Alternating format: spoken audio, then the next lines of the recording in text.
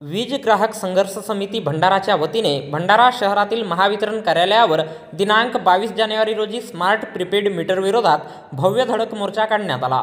भंडारा जिल्ह्यातील घरगुती वापराकरिता विद्युत ग्राहकांना स्मार्ट प्रीपेड मीटर लावून भुर्दंड बसविण्याचा सपाटा सुरू आहे।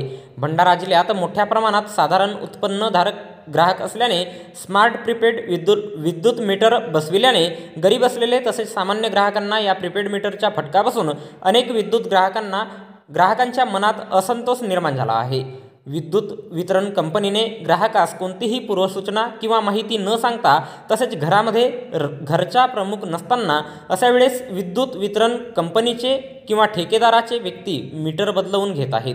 अशा कृत्याचे बळी पडून सर्वसामान्यांना प्रीपेड मीटरची गरज नाही। त्या अनुषंगाने वीज ग्राहक संघर्ष समिती भंडाराच्या वतीने दिनांक 22 जानेवारी रोजी दुपारी 1 वाजता दरम्यान भंडारा महावितरण कार्यालयावर स्मार्ट प्रीपेड मीटर विरोधात विराट धडक मोर्चा काढण्यात आला।